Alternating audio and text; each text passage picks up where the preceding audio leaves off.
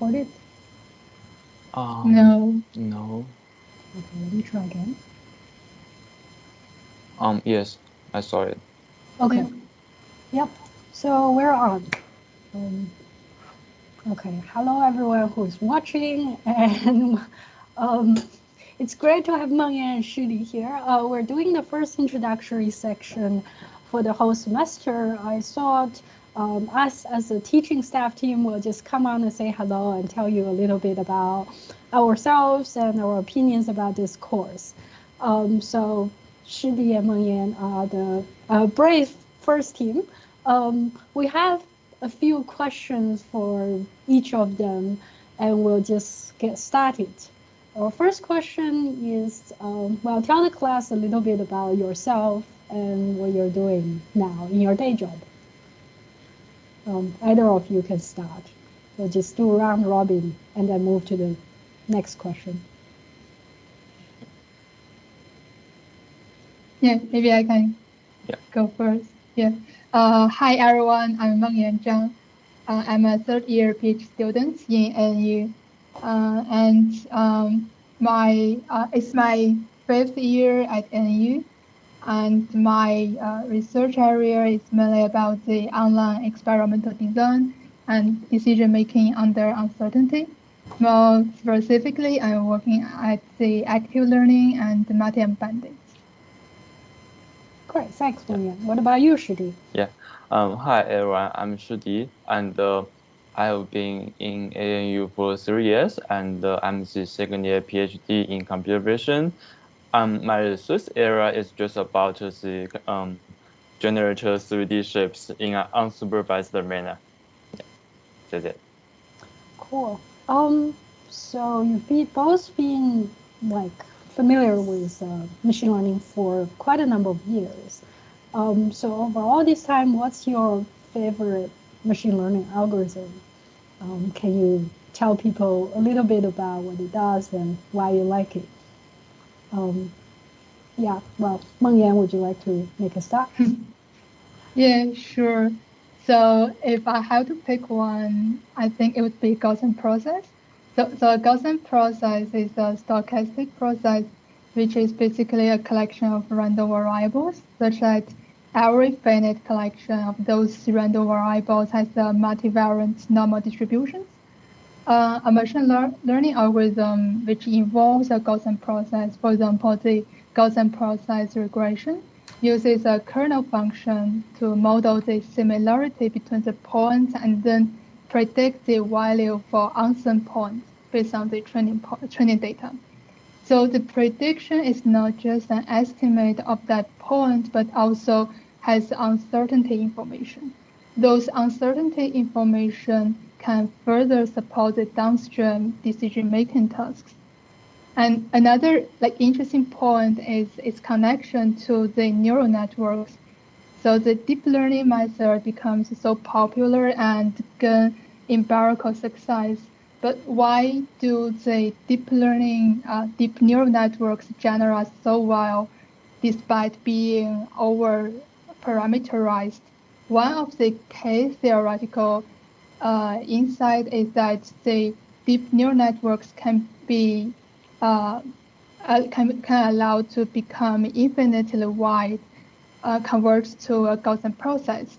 In this limit, the complicated phenomena like the Bayesian inference or gradient descent dynamics boil down to simple linear algebra equations.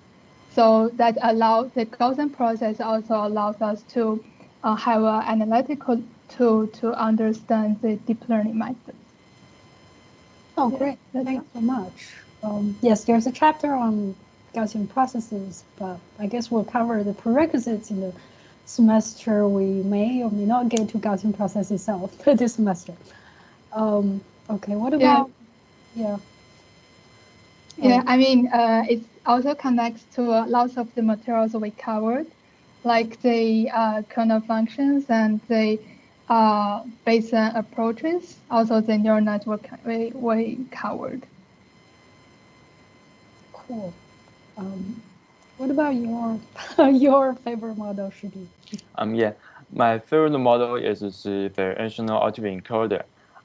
Because first it's quite powerful, and you can use it in the reconstruction and also for the generation, and also it could map a very complex a data set in a very complex distribution into a very simple one. For example, just to a standard Gaussian. And second, I think it's very elegant because it simply apply information encoding and could infer the disentanglement representation of the data, which means like for an image about the human face, the machine will learn like unsupervised say which factor will control the color of your hair and control like whether you have the eyes glasses or not. So I think it's quite powerful and quite elegant. That's it. Great, thanks. I like the common theme of like the models both of you guys picked being the models being expressive, right, and powerful. And I think in this semester we're going to cover nonlinear dimensionality reduction, which is related to autoencoders. Whether we have time to cover variational autoencoder, we'll see. Okay, let's just move on. Our third question is more related to the class. Given that both of you have tutored this class before, and I think some of you for quite a few years, what's your one advice to the class in general? Of course, you'll have other opportunities to sprinkle more wisdoms, but just pick one. Why not? How about Shidi make a start this time? Yeah, and for this students, I think you should read the textbook carefully.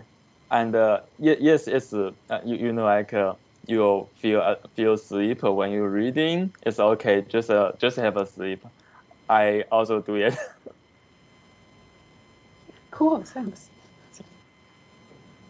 Yeah, actually, because one point I want to mention, I mean, the textbook is very important because it provides a general picture of the whole material. You can't just read the slides to gain that insight. And another advice from me is that the math is important for this course. Like the name of this course suggests, it's statistical machine learning. So do refresh your mind about the linear algebra, probability calculus. Yeah. Thanks. I certainly hope a lot of the students will find this useful. Moving on, well, zooming back out, right? So assume the students have taken this class, and at the end of the semester, they are ready to apply this to the wider world. So there's lots of talks about machine learning nowadays in the media and literally everywhere. So what is, in your mind, one common misconception about machine learning? Yeah, whatever the context in terms of theory, concepts, applications, you name it. I'm just gonna name Shidi to make a start.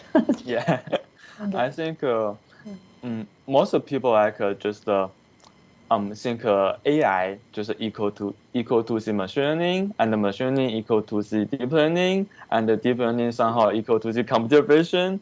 But it's not the case. Like we know there are many beautiful models and very useful applications in AI and machine learning.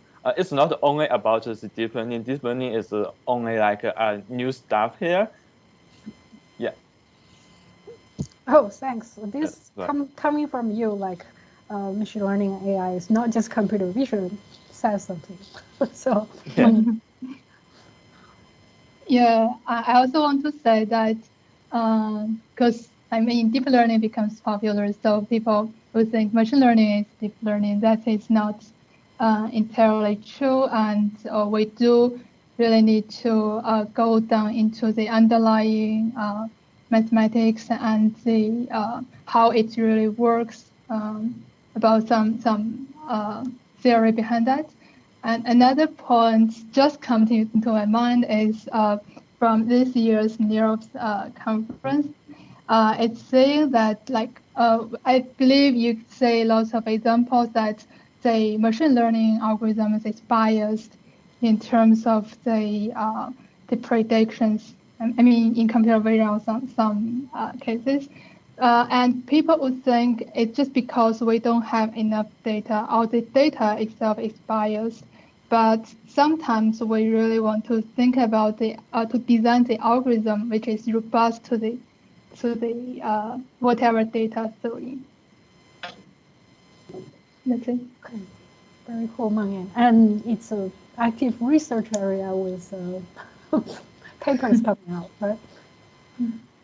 Yeah. Thanks both of you so much. Actually, these are the top two general misconceptions that I was thinking about as well. So I guess that's the end of our short test video and interview, and I hope people watching it will enjoy it. So I think we're ready to stop recording, and hopefully, okay, when my computer stops freezing. Okay, let's see. 1 second.